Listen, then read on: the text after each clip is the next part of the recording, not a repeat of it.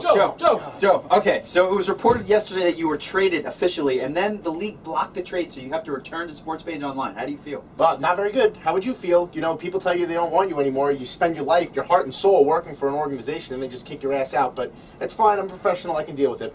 What about the rumors of the Sports Page Online reality love show starring you and your wife, Katrina Kardashian? Really? You bring Katrina into this? Look, we're fine, all right? It doesn't matter. Those rumors are unfounded anyway. It doesn't matter. How does it feel to know that they think that at SBO they can get somebody better than you? How do you think it feels? They can't get anyone better than me anyway. This was a crock. This was a dumb trade. And now, but I have to be professional about it. We'll be together and everything will be fine. It'll be like nothing ever happened. What do you have to say about the Katrina rumors that she only married you for the Sports Page Online show? Well, I guess we'll figure out if that's true or not, won't we? Because I'm not going to go anywhere because the trade was vetoed. So you're going to return to training camp? I guess I have to. I don't have an option. Will she follow you anywhere in this country? No, I'm not talking about this anymore. The boys' basketball season starts this week, and Joe, you have the preview. Break down the local teams for us. This is stupid. Stop doing this anymore.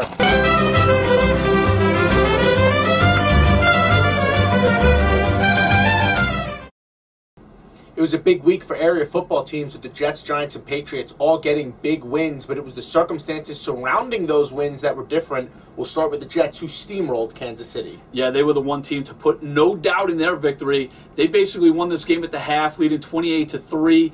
Mark Sanchez and the offense looked great. The defense was even better. They held Kansas City's offense to 4 total yards in the half.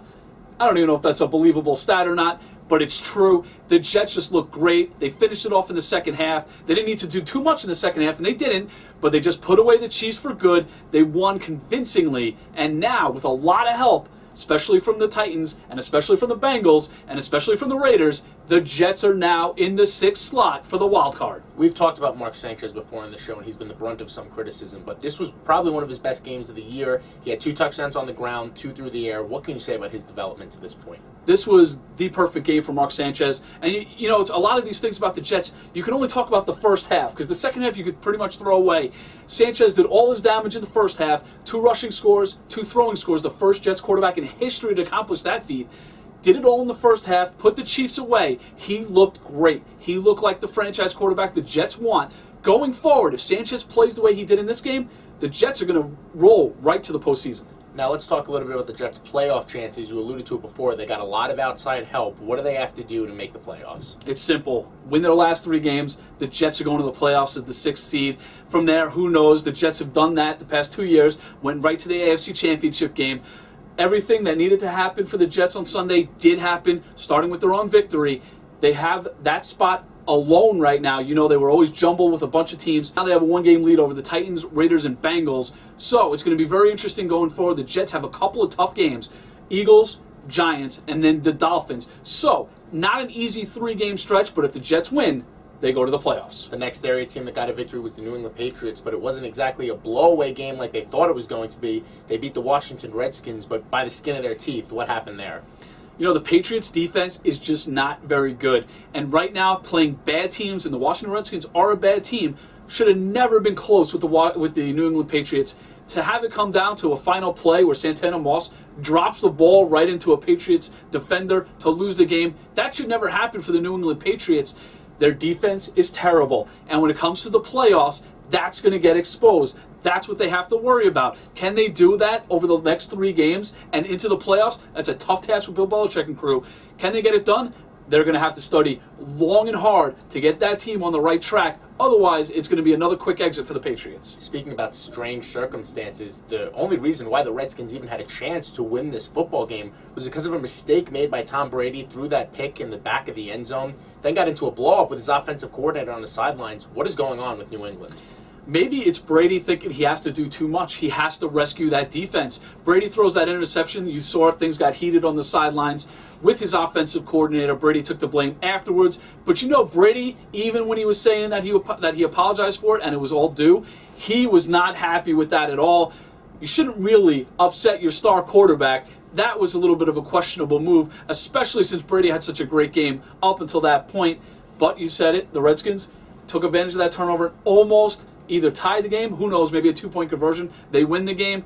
But that, like we said before, it's all on the defense. Tom Brady might be thinking he has to do too much to save that defense. Not much confusion about a playoff berth for the New England Patriots. They just have to keep winning. A team that watched their playoff hopes disappear, then come back to life again, was the New York Giants, who had a miraculous fourth quarter comeback against Dallas to keep their season alive.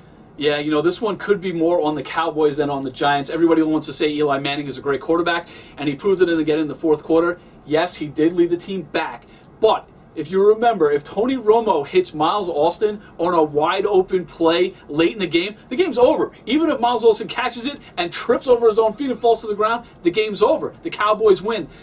Do I blame Tony Romo for that? It's a tough pass. It's not an easy pass, but he should have made the play. And then the Giants are basically out of the playoffs, and the Cowboys are going to win the NFC East. That falls incomplete. It gives Eli Manning the chance to drive the team downfield. He does. Giants win the game. You know, you talk about the Cowboys and all their late game disasters this season. Prior to this year in their history, 2 games they lost when they led 12 points by 12 points in the fourth quarter. This season alone, they've lost 3 games with a 12-point lead in the fourth quarter, including this one. Now they're on the outside looking in. The Giants have the NFC East lead. Another hot topic discussion we've had is whether or not Eli Manning is an elite quarterback. You're right. The game should have been over. Romo should have hit Miles Austin. It's a typical football play. They opened the door up, though, and the Giants drove down the field. And if you remember, Eli Manning actually threw a perfect pass that Mario Manningham dropped that they needed Jacobs to score the touchdown. Huge 2-point conversion, and then obviously the miss. The New York Giants, they go from losing 4 in a row to having probably more confidence than any team right now just because of a win over a division rival. What do the Giants' playoff hopes look like?